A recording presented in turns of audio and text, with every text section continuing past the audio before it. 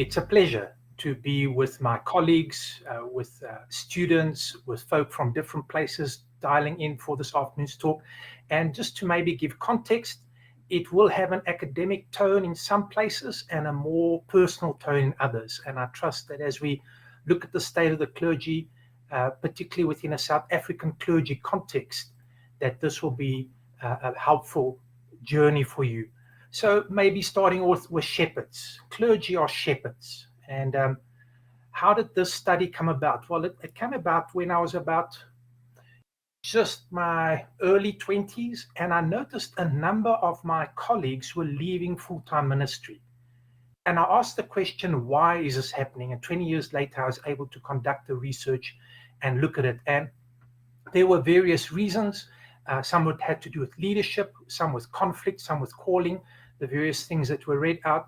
But it made me think about the importance of clergy. So clergy do two things, particularly if we think of the picture that we have of a shepherd. A shepherd takes sheep to where there's quiet water and green grass for feeding, and it also protects the sheep from wolves and bears. So it is spiritual nourishment and protection from heresy. Those are two primary things that clergy involved in, amongst many others. Excuse me. And so looking at that this afternoon, it made me wonder then if clergy are important for the church, the faith transmission, and if clergy are also important in the sense of giving the sheep food and protecting them from harm, what are we seeing when clergy leave? What are the challenges they face? And then I came across this in the research that there wasn't a lot of information within the global South, let's call it context. So the reasons for the study is that the global North versus the global South disparity in clergy data. It's a huge challenge to find data on clergy within South Africa and within Africa per se.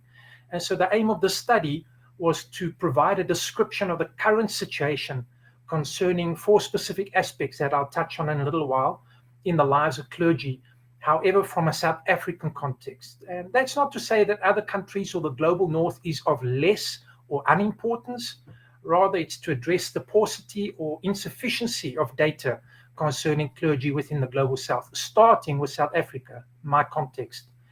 And then numerous organizations within the global North have studied clergy. For example, within the North American context, the Barna Group state on their website that their aim is to help Christian leaders understand the times and know what to do.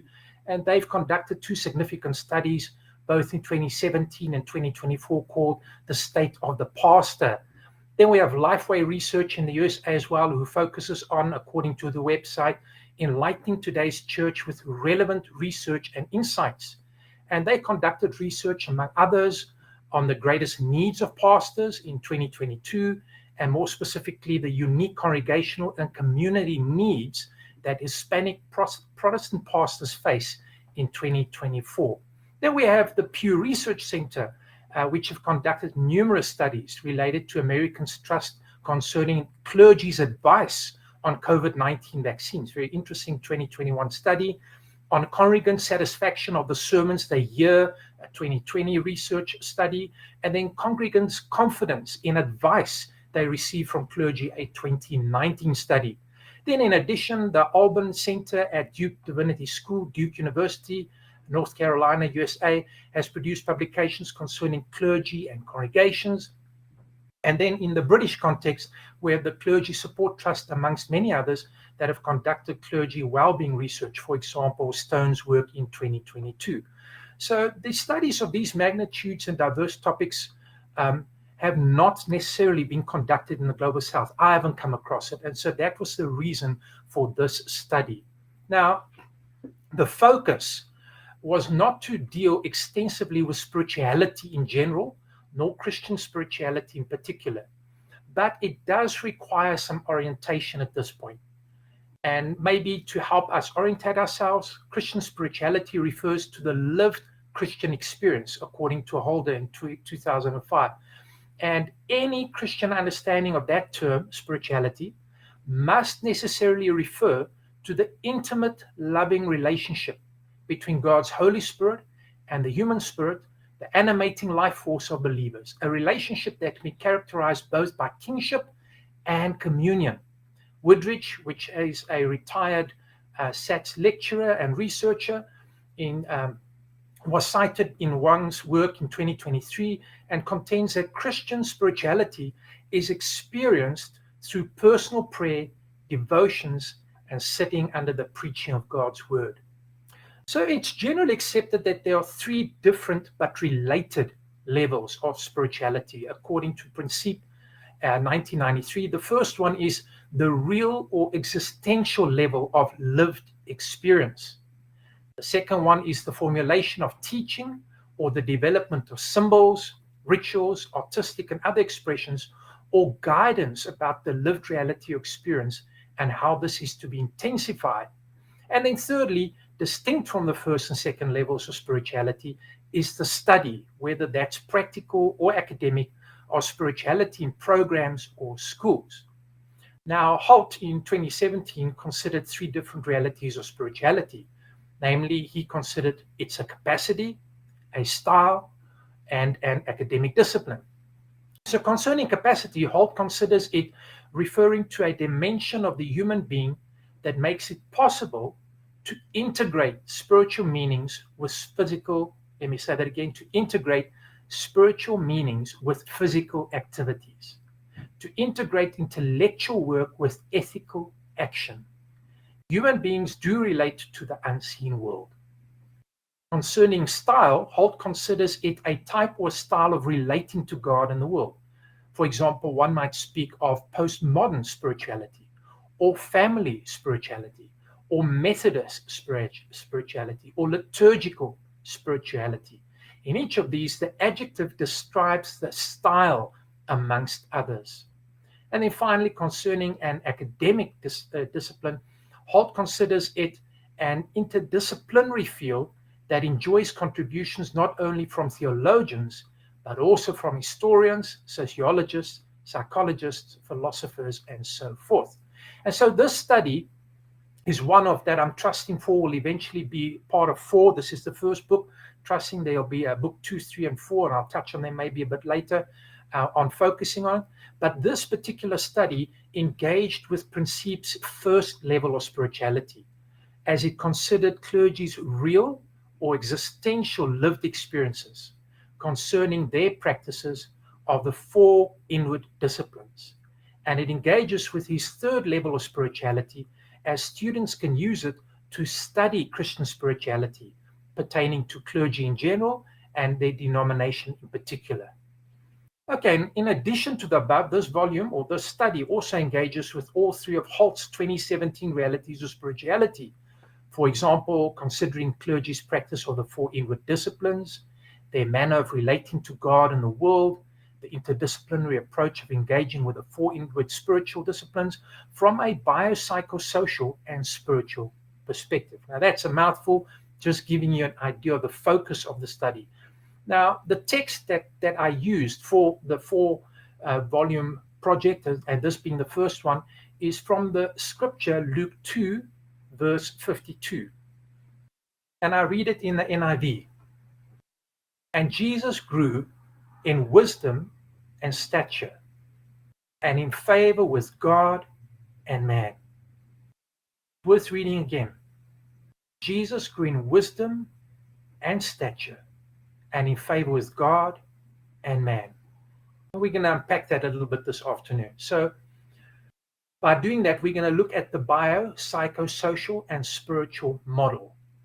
Now, this framework has its origins in a medical doctor's work in 1977 called Engel, wherein he proposed a new medical model that would, amongst others, account for the reality of diabetes and schizophrenia as human experiences as well as disease abstraction. So what he was saying is, we're not just going to look at this from a medical physiological point of view. We're going to expand this. And he said that this required that the physician's basic professional knowledge and skills must also include the social, psychological, as well as the biological for his decisions and actions on the patient's behalf involve all three. So he was advocating for a healthcare from a systems theory perspective. Fast forward, we get to the World Health Organization, and in 1983, 1984 assemblies, they discuss this healthcare definition, and they expand it to include spiritual, and rendering it as this statement: health is a dynamic state of complete physical, mental, spiritual, and social well-being, and not merely the absence of disease or infirmity. So it was expanded to include the spiritual dimension. Very interesting in my notes, and it's not in this talk, but in my study of it, it was proposed by two Muslim scholars to bring in the spiritual aspect of health at the World Health Organization, by the way. So now let's look at parallels in the biblical text and the model that's been selected. So although the biopsychosocial spiritual model has its origins in healthcare, it nonetheless serves as an applicable parallel to our selected biblical text of Luke 2:52, in that it is used as the basis for my 4 research projects. The reason for this is that bio, referring to biological, aligns with the biblical text portion that says increasing in stature, which is used to refer to physical health. Psycho, referring to psychological, which aligns with the text increasing in wisdom, which is also used to refer to intellectual and mental health. Then social, referring to sociological, aligns with the biblical text, favor with man or people, which refers to social health. And then finally, spiritual aligns with the text, favor with God, which refers to spiritual health. So that's how the 4 aspects of the biopsychosocial spiritual model is paralleled with the biblical text of Luke 2:52. So let's go back to that and see what's happening here. Jesus grew in wisdom intellectually, and stature physically, and in favor with God spiritually, and with man socially. Luke 2:52. Now let me unpack this a little bit, and there's a warning that we need to take care of. The warning is this: some scholars have suggested using this text as an example of holistic child development, for example, Grobler in his 2016 work. However, he counters their suggestions by indicating the summaries in verses 40 and 52 were not meant as anthropological pronouncements. The purpose of these verses was never to provide us with a normative model for the development of children, or adults for that matter. My adding in over there. Nason 2019 is adamant that the text has been misappropriated in Christian education and provides a reasoning for the intended meaning of the text. She elaborates, the question is not whether or not Jesus grew. God created humans to grow. Rather, the authorial intent of the passage is in the question. By putting Luke 2:52 into context, one is enlightened to its understandings, because Luke 2:51 reads, and he went down with them and came to Nazareth, and he continued in subjection to them. It is because of Christ's obedience to his own parents that he found favor. Learning obedience means humbling yourself, not desiring your own way, but coming into a relationship with a loving God and developing self-discipline. The fact is, all education, which includes any activity in life, is formative, no matter what strategies are used. But the question is, to what telos or purpose are the ultimate goals of Christian education? However, according to Luke 2:51-52, teaching obedience to a loving God who desires to be the focus of our lives and instructing for transformation into the image of his Son are the ultimate goals of Christian education. So she makes it very clear that we must be careful, and that's the warning I want to put. I don't want to say that these are the only 4 areas and they completely and comprehensively describe our development as human beings. I'm using them as a template because they're available in the biblical text and they are true, and I see a model that aligns to these 4. Okay, so that's very important to take note of. Now, if we move on to the next one, we see that there were 5 denominations involved in this study: the Methodist Church of Southern Africa, the Netherdutch Reformed Church of Africa, Netherdutch Hervormde Kerk van Afrika, the Apostolic Faith Mission of South Africa, or known as the AFM, the Uniting Presbyterian Church in Southern Africa, and then the Southern African Catholic Bishops' Conference. So Methodist, Netherdutch, Pentecostal, Presbyterian, and Roman Catholic denominations participated in this study. And then we look at the background. So these 5 participated in it. It was a qualitative research project using a questionnaire and interviews and or focus groups over a period of 2 years. Now you might say, why 2 years? Well, the project proposal was done in 2018. 2019 and 2020 data was collected after obtaining ethical clearance from the relevant institutional body. And in that time also COVID struck. So there was some adjustments that needed to be made. And the reason for it taking so long to get into publication is we had some challenges, particularly, let me say, I as editor, moving from one book company to another. And I'm happy to say that it's in publication right now. The typesetting's taking place. The pre-order form was uploaded yesterday, so that's wonderful news.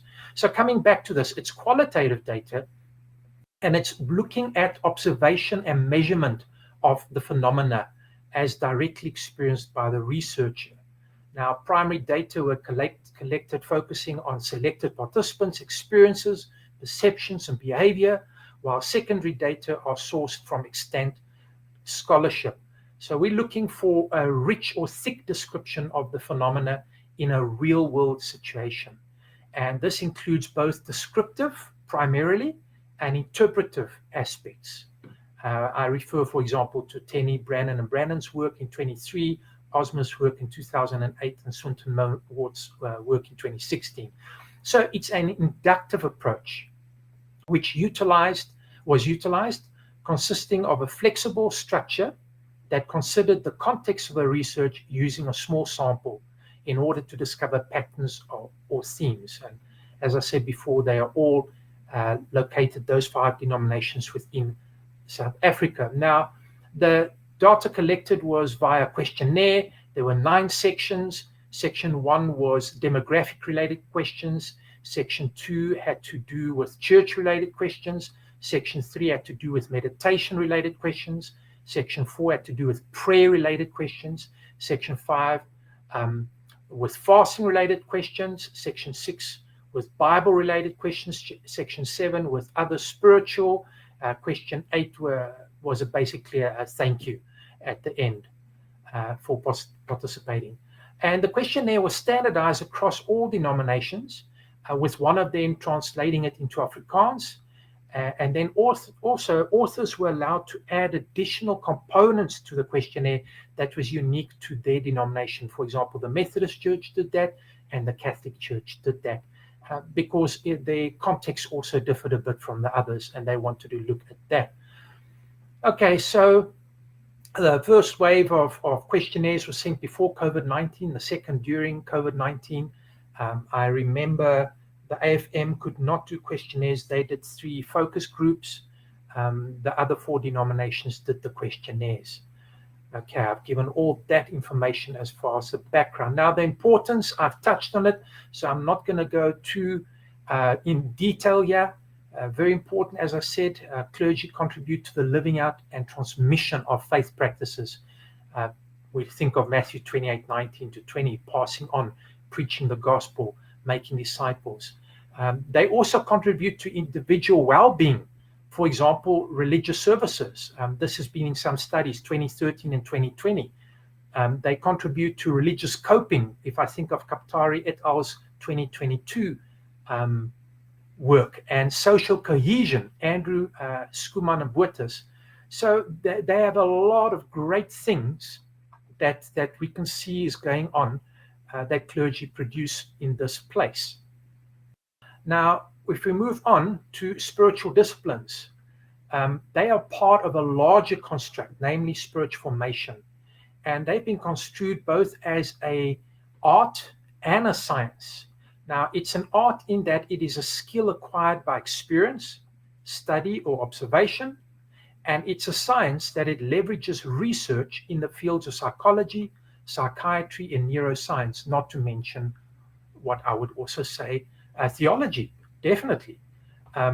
They are described as a means by which the process of spiritual formation takes place. It's important to note that spiritual disciplines are not an end unto themselves. Rather, they are a means to Christ likeness. Now, there are numerous definitions for the concept of spiritual disciplines, and I'm not going to go into all of those. They are within the study, within the book. The definition selected for this study was spiritual disciplines are the product of a synergy between divine and human initiative, and they serve us as a means of grace insofar as they bring our personalities under the lordship of Christ and the control of the Spirit. Very important, it's a means of grace. We used Richard Foster's book, Celebration of Discipline. He's got inward, outward, and corporate disciplines, and we considered the 4 inward disciplines: meditation, prayer, fasting, and study, referring to Bible study. And the context was particularly with clergy. Now, if we look at clergy and spiritual disciplines, some of the things that we read there, quite interesting, that we see the comments made by the clergy. They also struggle with disciplines. They definitely do. One of them said, I feel like my own spiritual formation too often takes a backseat to my other pastoral responsibilities.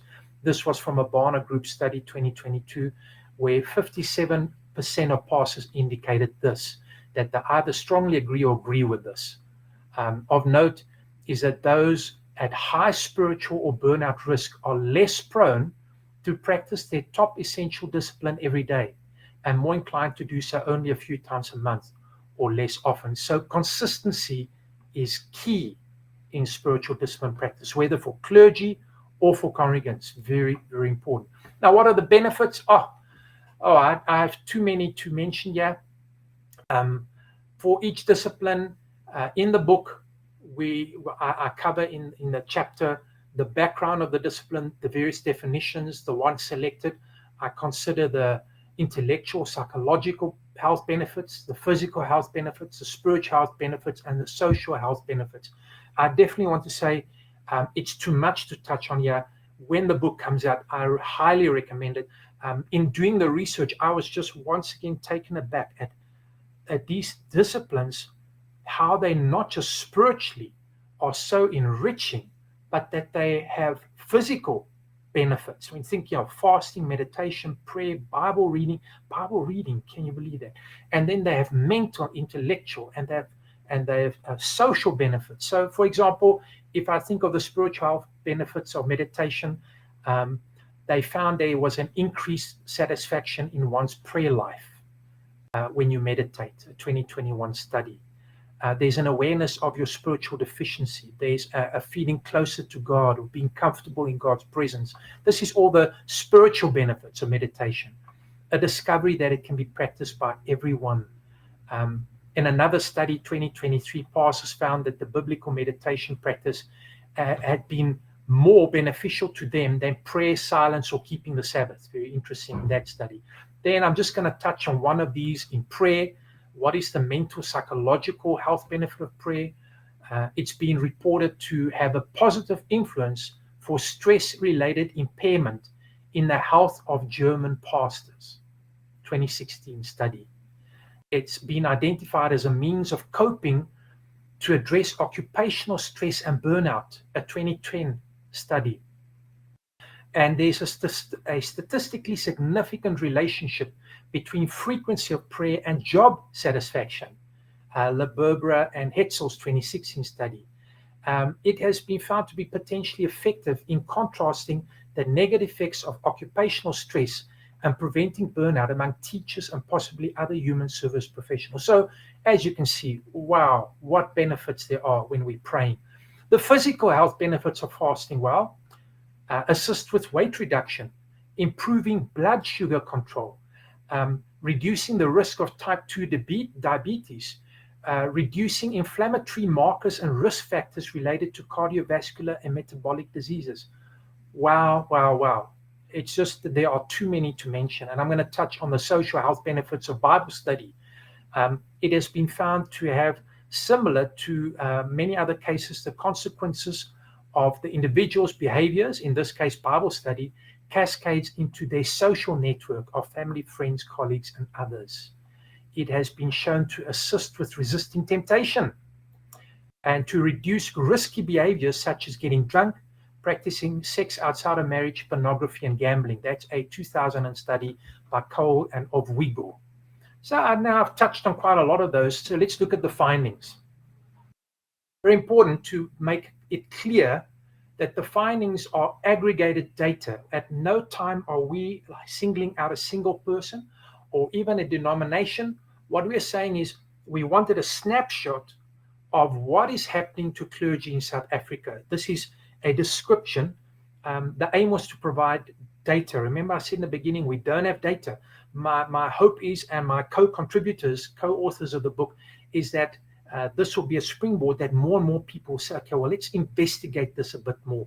And we'll touch on that in the end with the findings.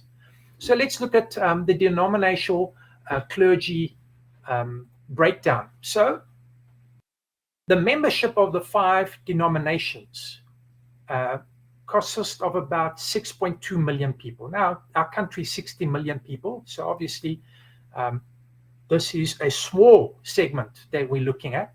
The clergy within these 5 denominations that we could know from, literature available to us, showed that there's approximately 4,600 clergy for these 5 denominations, and we only were able to reach 257 with this research. So again, this sample is small. It gives us an idea. It's not generalizable a huge extent. It does give us some sense of what's going on, and hopefully more clergy will participate in this, that we can have a more accurate assessment of the situation. Not to say that this isn't helpful, because it does give us some idea of what's going on. So if we move on to the next slide, we will see the next breakdown, which is the gender breakdown. Of that percentage, 198, 80% male and 20% were female. Why is that? Because the majority of for example, Catholic bishops is only male. The Presbyterians, the priests are only male. So you have a high percentage of that. In some denominations, there are female clergy participating, and not too many, as you can see from here. Then race, ethnicity. It's interesting. Whenever I'm doing social research, I consider the categories in the census, the 2022 census, took those categories, wanted to see how is our multi-ethnicity being represented in this survey. Unfortunately, predominantly white respondents at 62%, only 34% Black African, 4% colored, and no Indian representation. So really, again, a shout out to any of you as you're listening to this. Maybe at some stage you will contact me and say, I would like to participate and get passes in my denomination or my church to participate in future research, because we will be continuing with this. Then if we look at age breakdown, very interesting. Amongst these 5 denominations, not many young people, age 20 to 29, 30 to 39, only 5% representation, 40 to 49, 30% representation, 50 to 59, 32% representation, and 60 plus 30. So very interesting. The 60 plus 30 is quite high, and that it's so low in the early numbers. Now, again, there are interpretations for this. I'm not going to dig into them too much. One of them is these are ordained clergy. So you might not necessarily have you would have clergy that is in the process of becoming ordained, but they're not yet. So they are not in that, would not show up in the 20 to 29 bracket. And some are even mid-career, or if you want to say midlife, transition from a previous occupation to clergy, and that would also skew the data. Yet at the same time, we do have a challenge in the graying church. Clergy, there is a shortage in the Catholic Church and a displacement problem in the Protestant Church. And if at any time you want to chat about that, do feel free to drop me a note and we can unpack that a bit. Then let's go to education. So overall, it was very difficult to get this data because not all the organizations either have it or secondly are able to obtain it. For example, I remember when speaking to Prof. Marius now of Northwest University concerning the AFM and the secretary, Henry Wademan, it was very difficult because a lot of their clergy are not necessarily formally educated, and so they don't have data on that. But what we do see is when we're looking at this, that you have 6% doctoral, 20% masters, you have 26% at the bachelor's level, honors level, you have 27% at a bachelor's level. That's quite high levels of education for clergy, which if you think of it in history, in time past, there was a time when clergy was actually the most informed, educated person in a village or a town, and that still seems some remnant of that. Now, if we go to their time in ministry, we noticed in these 5 denominations, again, a paucity, even within an African context, of data to work with. But we have 1 to 10 years, 27% had been in ministry for that long, 23% had been in ministry for 11 to 20 years, 27% had been in ministry from 21 to 30 years, 15%, 31 to 40, and 41 plus 8%. So quite a big spread over there. Nice to see the middle there of the bell-shaped curve is quite high in 11 to 20 and 21 to 30. If we move along, we now come to the 4 different disciplines, and I trust at this stage that you are not tired. If you would like to take a few seconds as I take a sip of water to get up and stretch your legs, you're welcome to do that. Some people might even get off their chair and jump in the air and ask me why would I suggest that, and that would be rapture practice, just in case you're getting, you're preparing for the return of the Lord. One of my other friends once said to me, it doesn't matter if you pre-trip, mid-trip, or post-trip, as long as you're going on the trip. That's important. So as you do that, I'm going to take a sip of water. So prayer. Let's find out what percentage of clergy are practicing prayer. Very good to see 98.7% are practicing prayer from the 3 denominations. So we could get there, 1.3%. It's low. You might ask why. I do not have an answer for that. We just ask questions as in, what are your practices? And so this is what we could get from the data. Then what about frequency? How often do clergy pray? At least within these 5 denominations and those who participated. We saw that nearly 81% of clergy pray daily. 16% pray 1 to 3 times per week, and nearly 2% pray 1 to 3 times a month. Now, those latter 2 columns are a little concerning when we talk about clergy. However, again, interpretively, we don't know the data. We do not know why they are only praying 1 to 3 times a day or 1 to 3 times a week or per month. But we have this data to work with. This is the snapshot at present. I do remember in my research for my doctoral studies that at one stage clergy, and I'm trying to think if this was in the 50s, 60s, up to 70s, were working 70 hours per week. And about 20 years later, 30 years later, it had reduced to about 56 hours a week. So very high workload for clergy. It had reduced, which was a good sign. However, negatively was that the percentage of those hours, the admin load had increased significantly, and the shepherding of souls had decreased. If you think of pastors, we talk about the curing of souls, as in curing, as in the formation and the maturing of souls.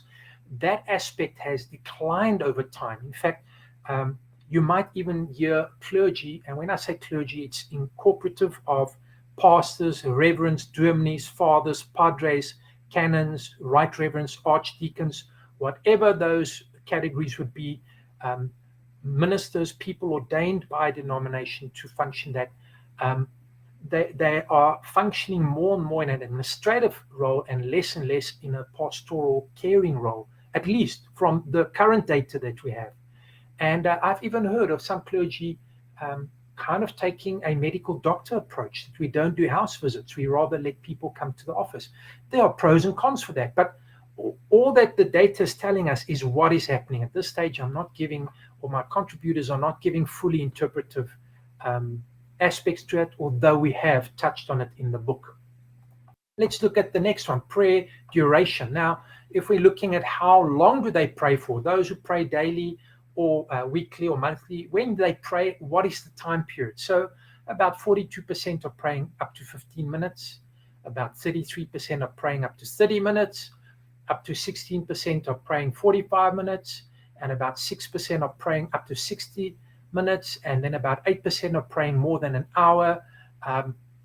When I think of the apostles saying it's our responsibility to pray and preach the word, I'm not saying all pastors are apostles, but it just tells me that it's quite important spiritual discipline, not just for pastors, not just for clergy, for all Christians. But we're obviously looking at our leaders here. We're looking at the clergy as shepherds of the congregation and how they're practicing this. And it would seem to me, for whatever reason, that an increase in time spent in prayer would be hugely beneficial to clergy. And we would need to investigate what are the obstacles to them not spending as much time in prayer as possible. Then let's look at meditation. Now, again, in the book, you're going to see there's a whole chapter on meditation, its background, its description, its definitions, the one selected, its benefits in mental, intellectual health, spiritual health, social health, physical health. But yeah, we are just going to be looking at the percentage of pastors practicing meditation. Now, if you look at this, you note that there's a decline in about 10% from prayer. So we had about a 98% of the data of the participants showing us that they participated in prayer, and about 90% are showing us they participate in meditation. And then also, if we consider the next slide, we see the frequency. How often do you meditate? About 43% meditate per day, 33, 1 to 3 times per week, 37%, 1 to 3 times a week, and then about 13.5%, 1 to 3 times a month. Interesting that longer time is spent on meditation than prayer.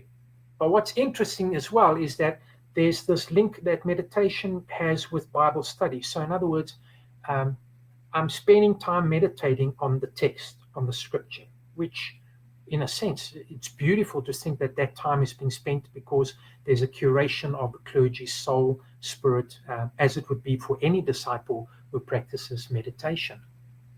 And then we see the next one being duration. That was frequency. Now duration, how long are they spending? I got that a bit wrong. They're spending about the same time, if not a little bit less. When I spoke earlier about frequency, it is how often in the week are they meditating, which was a bit higher than the prayer. So yes, the duration, up to 15 minutes at a time, 23%, up to 30 minutes at a time, 40%, up to 45 minutes at a time, 15%, up to 60 minutes at a time, 7%, more than an hour, 7%. As I said earlier, there's this link of the meditation with the scriptures. So not Eastern meditation, we don't work or focusing on emptying our minds till there's nothing left in them, evidenced by some people you meet. But as Christians, our focus is on removing what is not of God and focusing on something of Him.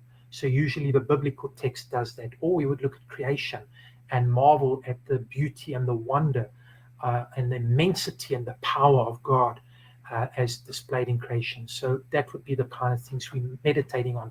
Slowing down, and not like the bumper sticker says, slowing down to a panic, but slowing down to be still and know that He is God, which I've just quoted out of context, because that be still is actually kind of keep quiet and know that I'm God. But we meditate. I'm going to touch on the next one, which is fasting. And I hope that most of you have had lunch today, because if not, you might end up being thinking of food as we're talking about the absence of food as a spiritual discipline. So let's look at the percentage of clergy who practice fasting.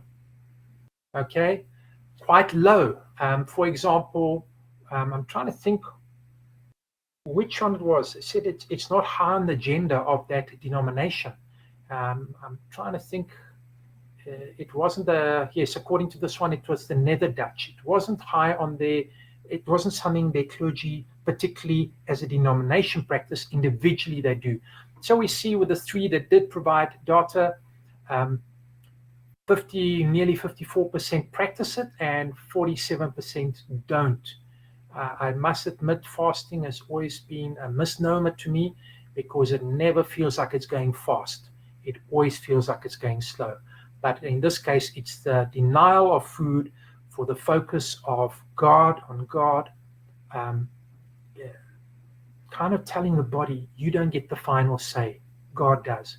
And when you get those hunger pains, thinking of those less fortunate and praying as God directs us in different ways. Okay, and so let's look at the frequency. Fasting frequency, 1 to 3 times per week, 13.5% on average. 1 to 3 times per month, 23%, and 1 to 3 times per year, 12%. So rarely 21%. So over here we see it's either the majority group is 1 to 3 times a month or very rarely. And we touch on the next one, the duration of fasting. In days, whether they fast for 1 day, 27% do that. 2 to 3 days, about 9%. 4 to 7 days, 6%. 8 to 14 days, no one did that category. 15 to 21 days, 5%, and then it varies. Now you might ask why these different day ranges. It had to do with the different denominations and kind of what they would consider their groupings. And you'll see that in the data footnotes and the end notes on why these things were selected. I'm touching on the last one now, Bible study, which in this study also focused or linked to Bible reading. And the challenge with all four of these inward disciplines and asking clergy to give feedback is to say, how are you practicing it as a person and not for the congregation? In other words, we're not wanting to know how often you're praying per day for the congregation. We know that you're spending prayer for you. Now, if it includes the congregation, yes, but going to a prayer meeting is not going to be considered this. We want to look at your specific practice of this discipline. And same with Bible reading or Bible study. This was not what you're doing for the congregation, not when you're preparing your sermon. This is what you are doing as a pastor for your edification. How does that look? And so when we look at the percentage practicing Bible study, Bible reading, 98% clergy are practicing reading the Bible, studying the Bible, as high as the prayer. Beautiful to see prayer and Bible study very high. We see meditation a little lower, and we're fasting a little bit lower below that. And then we see the next practice is how frequent is their Bible study. On average, daily, nearly 49%. 1 to 3 times per week, 40%. 1 to 5 times per month, 8%, and rarely 3%. So very encouraging to see that it's quite often. I do recall a study, I just do not remember the name and the date, of Bible reading. If you read it 1 to 3 times a week, it has very little effect on you. It doesn't say nothing, but little. The tipping point is when you read it 4+ days a week. So 4 times a week of reading the Bible has a significant impact on your spiritual life. It is spiritual discipline 4 times a week. Significantly impacts your relationship with God, with others, and self. And that's true for clergy as well. So it's good to see 49% at the daily marker there. Then duration, how long are they spending when they read the Bible? 14% are spending up to 15 minutes at a time, 36% up to 30 minutes at a time, 20% up to 45 minutes at a time, and nearly 17% up to an hour at a time. Very encouraging stats when we read that. And we are coming in for a landing.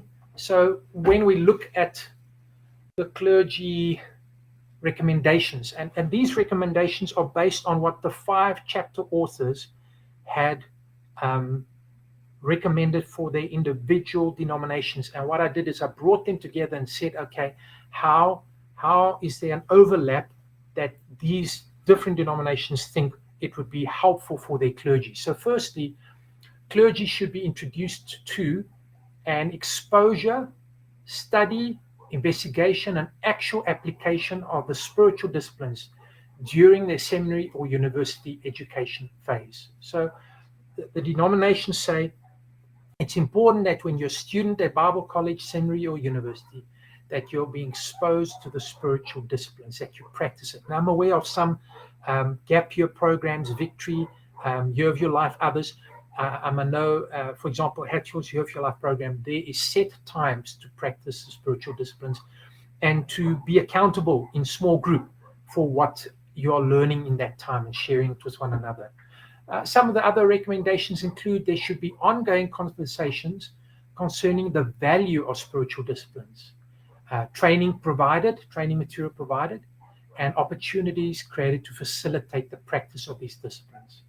And then clergy encouraged to take care of their own spiritual health in order to avoid burnout. Now, very, very important. Clergy, as well as all believers, remember, clergy are part of a subset or a bigger group, which are disciples of Jesus Christ. Humans created in the image of God, Imago Dei, who have had an encounter with the living God through Jesus Christ and are being formed in his image, Imago Christi, need to practice these spiritual disciplines in order to become more Christ-like. They are a means of spiritual formation and maturation. So what we're saying here is that clergy need to practice these in order to grow in their spirituality and to avoid the risks and the challenges and the temptations that we have in day-to-day living. And then finally, there should be encouraging emphasis as well as support to clergy concerning their practice of spiritual disciplines. And it should be considered part of their work schedules. I am a strong advocate that should be considered because, like the apostle said, we need to pray and preach the word. It's what we are called to do. I think clergy need to spend time in the word. In other words, to be able to give the sheep good grass and lead them to still waters where the Spirit can feed them and quench their thirst, and that clergy know what are the heresies, the wolves that they need to preach against, that their sheep are aware of. So how do you do that if you're not spending time for yourself and then giving to others? Because we can only give what we've received. There's no credit card Christianity. There's no giving on credit spirituality to someone else. You can only give what you've received. What about future research? Well, we need to consider these things, and hopefully this will spur some of you on as you're thinking of this in your own study, in your own life. Maybe it's something you want to share with your pastor. We need to look at the cost to clergy and the church when spiritual disciplines are not being practiced by clergy. I wonder, without naming names, how many of the leaders in the recent decade that fell into sin would have been spared that had they practiced the spiritual disciplines consistently and held themselves accountable to more people. I wonder.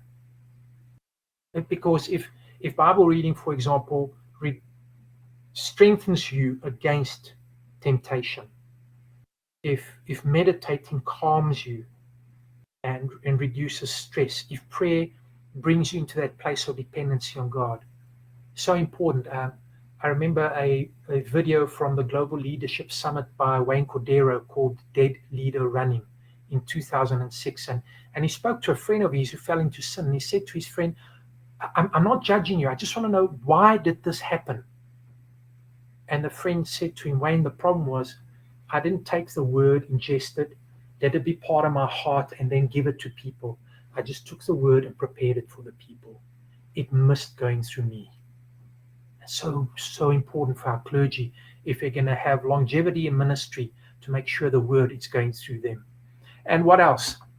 The influence of clergy's personality, spiritual type, and physiological health on their practice of spiritual disciplines. For example, how would we help clergy that might be struggling with a health issue in the area of fasting? Some people just cannot do an absolute fast of food because of a health condition. But we could encourage Daniel fasting, fruit and veggies, for example, or a digital detox. I know these are, to some people, a watered down version of fasting, but I do think they have merit in many aspects. And what about the viability of an integrative approach based on denominational traditions in practicing the spiritual disciplines? Very important. And then finally, the influence of the spiritual disciplines on the development of Pentecostal. Now that's in brackets because it could be Methodist, Anglican, Baptist spirituality, whatever denomination or movement you want to put in there. How can the influence of spiritual disciplines be noted or facilitated on the development of that specific spirituality? And I conclude with this slide. As I said, spiritual practices of South African clergy.